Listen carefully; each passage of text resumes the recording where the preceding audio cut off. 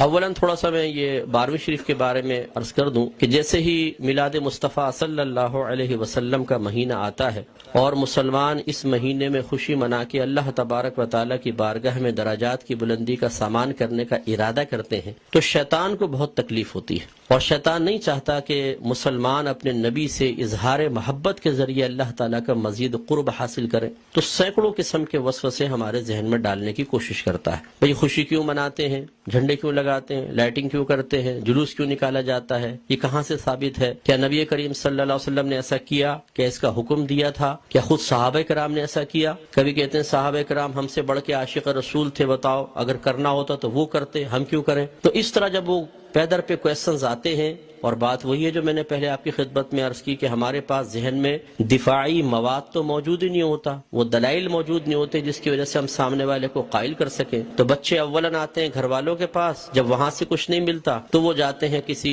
مسجد وغیرہ میں، بعض اوقات وہاں پہ بھی لفٹ نہیں کرائی جاتی۔ تو پھر آج کل علم حاصل کرنے کا سب سے پاورفل ذریعہ ہے سوشل میڈیا، پھر جا کے بیٹھ جاتے ہیں سوشل میڈیا پہ، اور وہاں پہ ہر طرح کا جاہل ترین آدمی بیٹھا ہوا ہے جس کو دین کی الف بے بھی نہیں آتی، اور معذرت کے ساتھ میں لفظ کہوں گا اس کو استنجا کرنا آتا نہیں ہے، اور وہ وہاں بیٹھا ہوا قرآن حدیث کے دلائل دے رہا ہے، اور پھر وہ الٹے سیدھے دلائل پڑھنے کے بعد تو اور انسان کا ذہن گڑبڑ ہو جاتا ہے۔ تو کچھ باتیں بس میں اس کے بارے میں عرض کر کے پھر اپنے بیان کی طرف آؤں گا۔ دیکھیں، میلاد مصطفیٰ صلی اللہ علیہ وسلم کی لغوی بحث کو چھوڑ کر ہم اس لفظ کو بولتے ہیں چند افعال و اعمال کے مجموعے پر کہ یہ ہم میلاد مصطفیٰ منا رہے ہیں۔ مثلا اس میں کھانا کھلانا، سرکار کے فضائل بیان کرنا، نعت خوانی کی محافل ہیں، جھنڈے لگانا، لائٹنگ کرنا، جلوس نکالنا، ان تمام چیزوں کے مجموعے کا نام رکھ دیا جاتا ہے میلاد مصطفیٰ کہ یہ میلاد مصطفیٰ منا رہے ہیں۔ اور اگر دیکھا جائے تو اصل میں سرکار کی ولادت پاک کی خوشی ہم منا رہے ہوتے ہیں، اس کے لیے طریقہ اختیار کرتے ہیں، تو ان تمام کو کہہ دیتے ہیں جی میلاد کی محفل ہو رہی ہے، میلاد مصطفیٰ منا رہے ہیں۔ تو پہلی بات تو یہ کہ خوشی منانا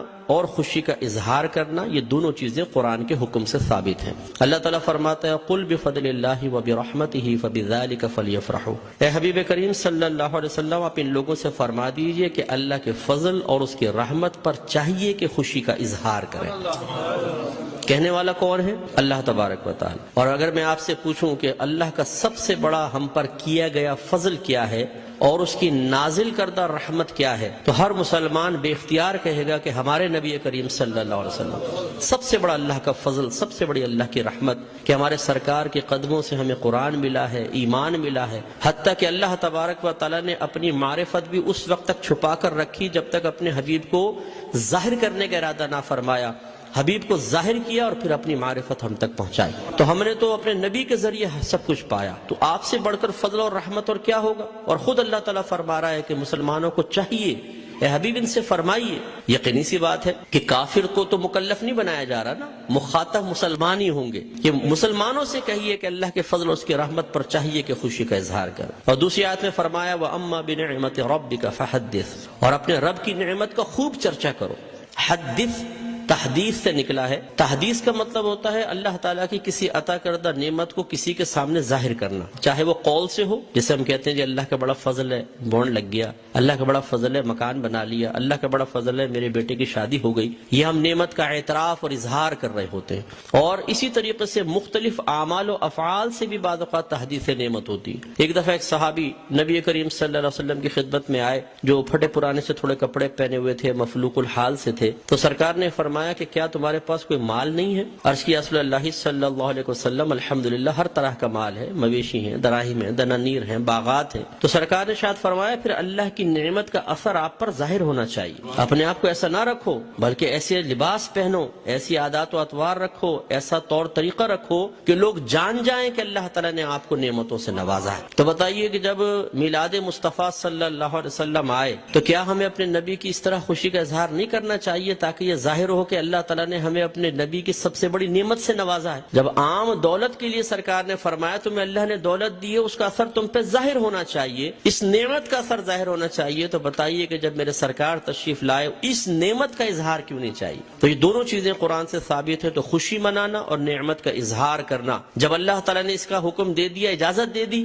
تو پھر ہر وہ طریقہ اختیار کرنا جائز ہوگا جس کو قرآن اور حدیث نے منع نہیں کیا ہے۔ یہ اچھی طرح اصول یاد رکھیے، کسی چیز چیز کے جائز قرار دینے کے لیے دلیل نہیں چاہیے ہوتی، کسی چیز کو ناجائز قرار دینے کے لیے دلیل درکار ہے۔ مثال کے طور پر میں آپ سب سے پوچھتا ہوں، جو آپ نے ٹوپیاں پہن رکھی ہیں جائز ہے کہ ناجائز بتائیں؟ بولیں، لائیں، ثابت کریں قرآن و حدیث، حضرت ثابت کریں کہ ایسی ہری پٹی نیچے اور اوپر سفید ہو، قرآن حدیث سے ثابت کریں۔ کر سکتے ہیں آپ؟ تو آپ کہیں گے بھی قرآن و حدیث سے اگر میں ثابت نہیں کر سکتا تم یہ بتاؤ کہ یہ جائز ہے ناجائز، اگر کہتے ہو ناجائز تم ثابت کر دو، میں نہیں پہنوں گا۔ اس طرح آپ نے چشمے پہنے ہوئے ہیں، آپ اس وقت رات کے تقریباً 9:30 بجے یہاں بیٹھ کر بیان سن رہے ہیں، لائٹنگ ہوئی ہے، یہ پکی چھت کے نیچے آپ بیٹھے ہوئے ہیں، میں مائک پہ بیان کر رہا ہوں، آپ اس کو سن رہے ہیں اسپیکر کے ذریعے، تو کیا یہ سب قرآن و حدیث سے ثابت ہے؟ یقینی سی بات ہے کہ نہیں۔ لیکن کیا یہ منع ہے؟ جب منع نہیں ہے تو پھر جائز ہے۔ یہ پہلا اصول یاد رکھیے گا۔ تو اگر کوئی آپ سے کہتا ہے کہ میلاد مصطفیٰ جائز ہے، آپ کہیں بالکل جائز ہے، وہ کہے قرآن و حدیث سے ثابت کرو،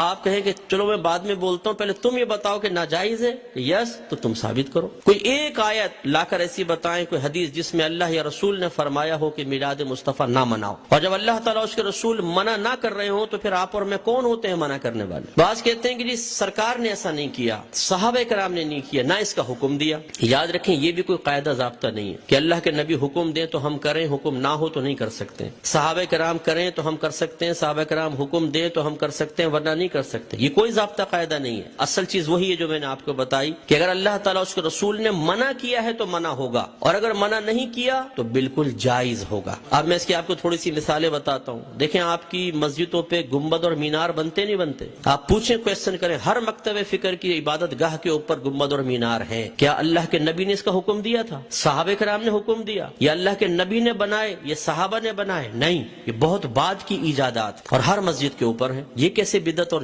ناجائز کیوں نہیں ہو جاتے؟ قرآن پاک پہ زبر زیر پیش سرکار کے دور میں نہیں تھا، نہ صحابہ کے دور میں، بہت بعد میں لگے ہیں۔ 6 کلمے سرکار کے دور میں باقاعدہ اس طرح مرتب شدہ نہیں تھے، یہ بعد میں ہے۔ ایمان مفصل، ایمان مجمل پہلے نہیں تھی، یہ بعد میں ہے۔ اور اگر سرکار کے ہی دور کو لے لیں، سرکار نے قرآن کو مجتمع نہیں کیا تھا، صدیق اکبر کے دور میں ہوا ہے۔ سرکار کے دور میں، صدیق اکبر کے دور میں تراویح 20 رکعت ایک امام کے پیچھے نہیں ہوتی تھی، عمر فاروق رضی اللہ تعالیٰ عنہ نے کی ہے۔ اور ان پہلے 3 ادوار میں جمعے کی صرف ایک اذان ہوتی تھی جو اذان ثانی کہلاتی ہے۔ پہلی اذان حضرت عثمان غنی رضی اللہ تعالیٰ عنہ نے ایجاد فرمائی ہے۔ یہ ایک بازار تھا، وہاں پر ایک مقام زورہ تھا، جب مدینے میں وسعت پیدا ہوئی، اذان ہوتی تھی، دور تک آواز نہ پہنچ پاتی تھی، لوگوں تک اعلان نہ پہنچ پاتا تو آنے میں دیر ہو جاتی تھی، تو پھر آپ نے فرمایا کہ ہم ایک اذان اور شروع کریں گے جو اصل اذان سے، جو دوسری اذان ہے اس سے آدھے پونے گھنٹے پہلے بازار کے پاس ہوگی، تاکہ لوگ ہوشیار ہو جائیں اور جمعے کی تیاری کر سکیں۔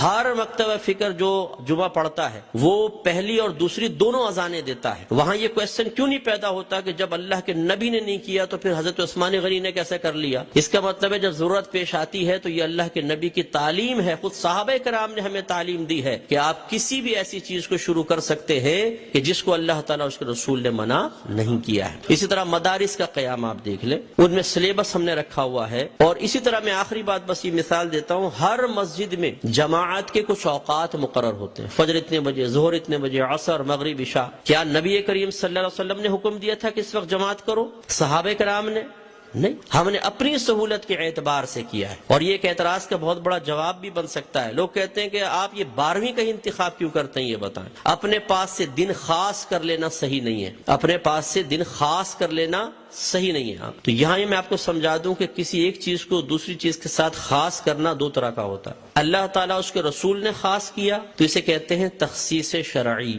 یعنی خاص کرنا شریعت کی طرف سے۔ اور اگر اللہ تعالیٰ اس کے رسول نے نہیں کیا، آپ اور میں کر لیں، جیسے ہم بچے کی سالگرہ کے لیے ڈیٹ کرتے ہیں، فکس کرتے ہیں، اس طرح بچی کی شادی کے لیے ڈیٹ ہم آپس میں مشورہ کر کے فکس کرتے ہیں، کوئی تقریب کرنی ہوتی ہے اس کے لیے، اسی طرح دارالعلوموں کے اندر سال شروع کرنا آخر کے لیے، اسی طریقے سے مسجدوں میں جماعت کے اوقات۔ یہ جو ہم اپنے پاس سے ایک چیز کو دوسری کے ساتھ خاص کرتے ہیں، اس کو کہتے ہیں تخصیص عرفی۔ تو تخصیص عرفی کو تخصیص شرعی بنانا غلط ہے کہ مثال کے طور پہ اگر ہم 12ویں کو 12ویں تاریخ میں کر رہے ہیں تو ہم کہیں کہ اسی تاریخ میں ہوگی، اس کے علاوہ نہیں ہوگی، یہ غلط ضرور ہوگا۔ لیکن ایک چیز کو دوسری چیز کے ساتھ خاص کر دینا اگر لازم اور ضروری سمجھ کر نہ ہو اور پھر بھی ناجائز ہو تو جتنی میں نے آپ کو مثالیں دی ہیں، بتائیے پھر بیٹی کی شادی فکس کرنا بھی ناجائز ہونا چاہیے؟ یہ کوئی دنیاوی معاملہ نہیں ہے، نکاح تو سنت ہے. سرکار نے فرمایا نکاح من سنتی فمن راغب عن سنتی فلیس منی، نکاح میری سنت سے ہے، جو میری سنت سے بے رغبت ہوا وہ مجھ سے نہیں. تو اب جب بچی کی شادی کی باری آئے اور دولہا والے پوچھے جی کون سی تاریخ رکھنی ہے، تو کہ خبردار تاریخ فکس کرنا منع ہے. تو شادی ہوگی کب؟ بس ہو جائے گی بغیر فکس کیے، کر کے بتائیں پھر ذرا. تو یہ مطلب ایک بے وقوفی کی سی بات ہے. تو اس لیے جماعت کے اوقات مخصوص کر دینا اور اس سے 1 منٹ بھی آگے پیچھے نہ ہونا. امام صاحب اگر 4 منٹ بھی لیٹ ہو جاتے ہیں تو لوگ یوں ٹائم دیکھتے ہیں، امام کہاں گیا، اور پھر جو شور مچتا ہے پوری مسجد کے اندر، کچھ امتحان ہے. خود جماعت میں لیٹ پہنچے کوئی بات نہیں، امام صاحب 1 منٹ بھی لیٹ نہیں ہونے چاہیے، بالکل وقت کے اوپر جمعہ شروع ہونا چاہیے، وقت پہ جماعت. تو جو ہم نے اپنے پاس سے خاص کیا اس میں کتنی سختی کر رہے ہیں، ہر مکتبہ فکر کرتا ہے. تو خلاصہ کلام یہ ہے کہ اللہ کے نبی کی جب یہ میلاد کا موسم آتا ہے، اس قسم کے بہت سارے وساوس ہماری طرف متوجہ ہوتے ہیں. اصول بس یہی ہے کہ اللہ کے رسول نے اگر حکم نہیں بھی دیا، کر کے نہیں بھی دکھایا، لیکن منع بھی نہیں کیا، تو ہمارے لیے بالکل اس کے کرنے کی شرعی طور پر اجازت ہے.